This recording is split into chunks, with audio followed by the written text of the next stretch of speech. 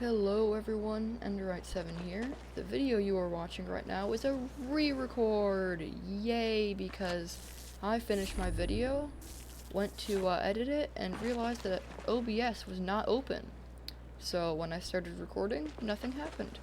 So we're gonna do that again.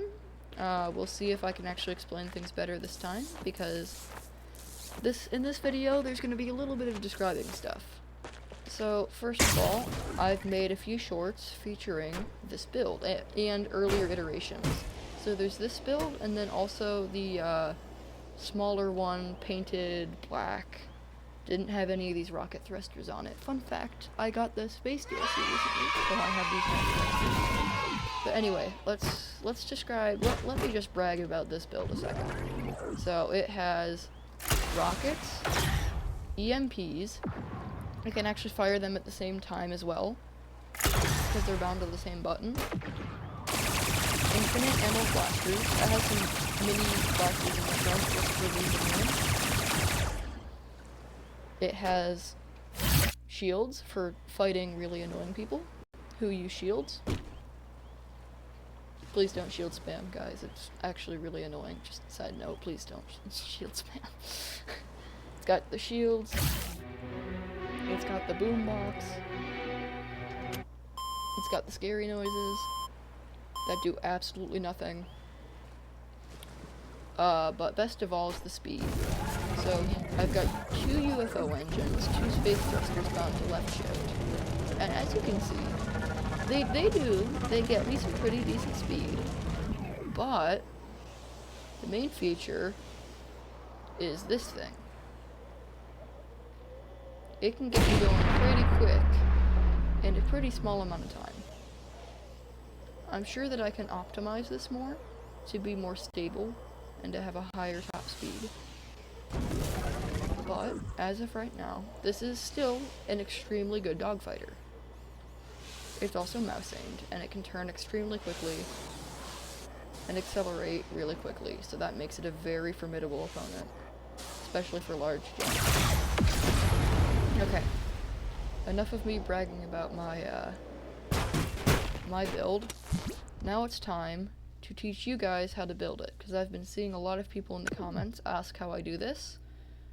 So today tonight, actually, it's pretty late for me, but nevertheless, I will still do my best to explain this build to you in the most descriptive way possible. I got the idea for this build from Project Storm. They were the first person who I saw using the servo splitter. I'm sure they might not have been the first, they might not have invented it, but they were the first person I saw use it. So I guess I'll drop a link to their channel in the description. But anyways, off to the build. So I'm gonna use a space fighter cockpit. My other build has a diving bell for underwater use. That's right, these engines do work underwater. And first, we're gonna make our mouse aiming.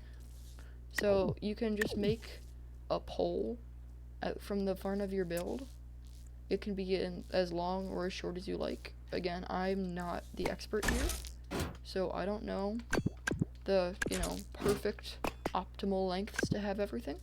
But I'm going to describe to you the best I can how you make a very good dogfighter. If you can call this a dogfighter. It's more of a death machine. But anyways, you're going to want to add some powered simple tail fins like this. So they have one connection point in front of your servos. And then you're going to want to do that again on the top. Like so. That's your mouse aiming. So you don't need to mess with the servos at all.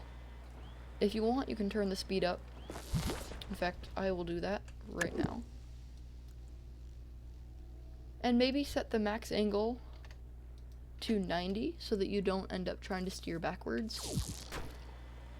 There. Perfect. Oh, and turn verticality checks off, because I don't know what they're for, but for this build they're just annoying. But see how they go flat like this?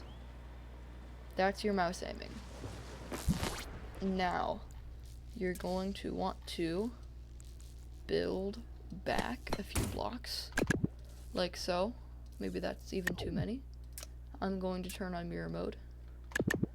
And then 2 blocks out, and then another block out from that, so you create this kind of arrow, I guess. If you can call it an arrow, I don't know. And now you're going to take a rotating servo, and turn mirror mode off for this, because configuring stuff in mirror mode is annoying. But basically, whatever arrow is facing towards your build, that's the arrow that you're going to want to have be your input. So both of these are space. Set the speed to 2, angle to 80. That's what I found works best for my splitter. If you want to mess around with the angle, you can. See what gets you the most speed and maneuverability, acceleration. And then you're going to want to put an aiming servo here. Now, turn off all of these inputs. Like, keep your strength max, but turn your speed all the way down, off by default, on. Just make sure that these never turn on, because all they're doing is being split. You don't need the actual function of the block. Now, I'm going to turn mirror mode back on. Now what you're going to want to do is take some flat connectors, rotate them so they actually face the right way, and then just connect the two like this. I think it doesn't, as far as I know, it doesn't really matter much which way you put them on, since I don't think that'll increase your angle by much. I guess you can put them on the inside for a slightly higher angle. I don't know. And then, okay. So first I should tell you what this does. So when you spin, oh, mirror mode, I hate you. Anyway, so basically, when you, what the?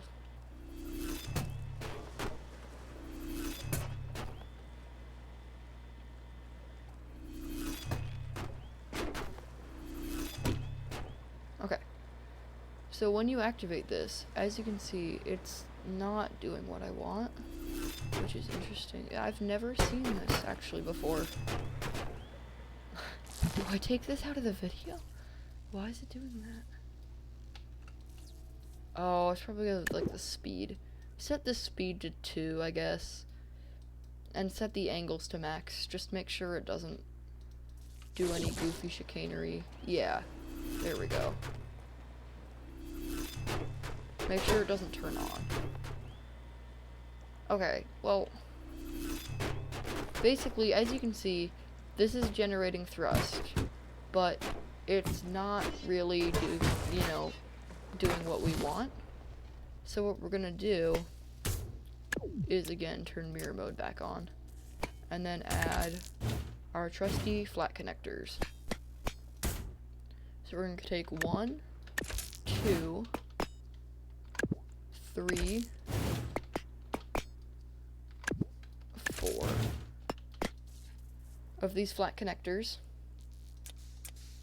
and then take a tube elbow and use that to attach a paddle, a large paddle. Believe it or not, the paddle is the best way to go, especially for air.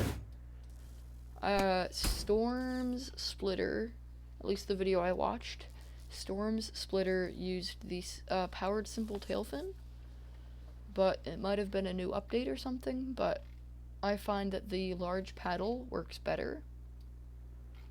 You just don't have a... I feel like the tail fin has a speed cap, which I did not appreciate. So once you have your actual splitter bit, we're just going to build out and then add our stabilization. So for this, powered tail fins are very nice because they are good for stabilization. Alright, once you have those, I know this is looking slightly dorky. I have no aerodynamic, like, very bad aerodynamics for the record. These are horrible aerodynamics. And then if I can get a good spawn,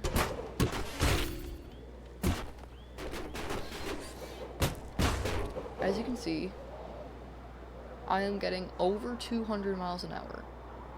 and I accelerate very quickly back to the speed I was going. You see, I do lose a lot of speed, but it's very quickly gained again. And again, I'd like to point out, this is not optimized whatsoever. There's no nice aerodynamics. I have okay stabilization. This is very stable.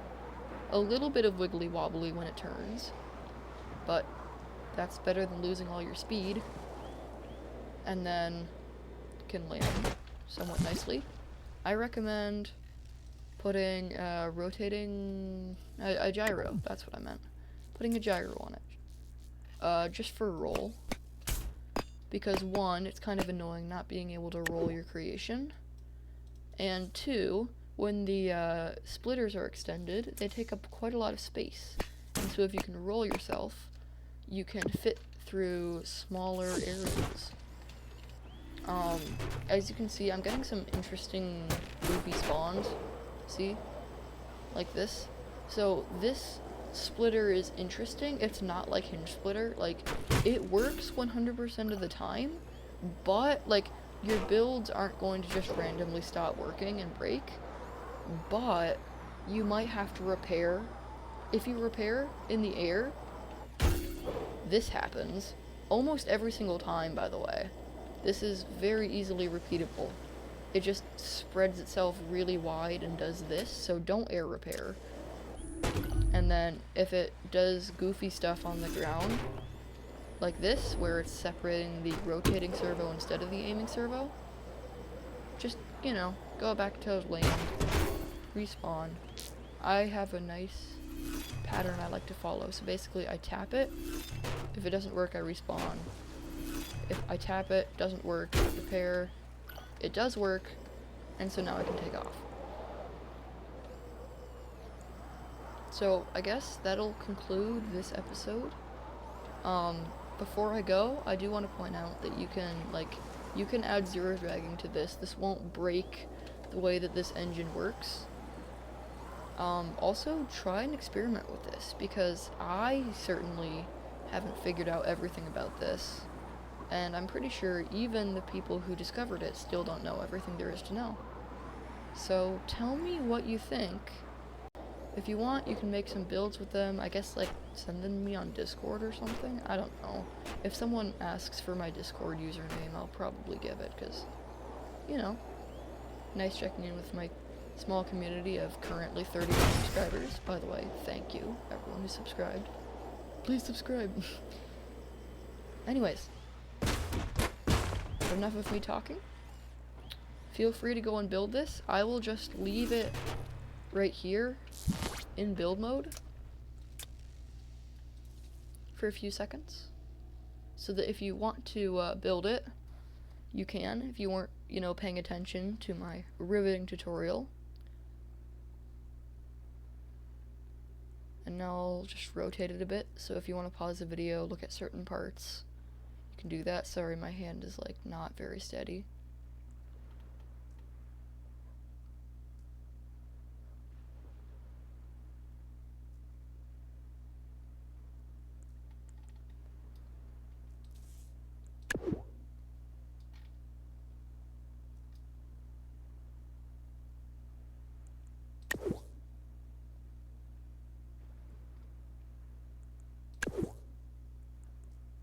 Alright. Thank you for watching. I will see you next time. Bye.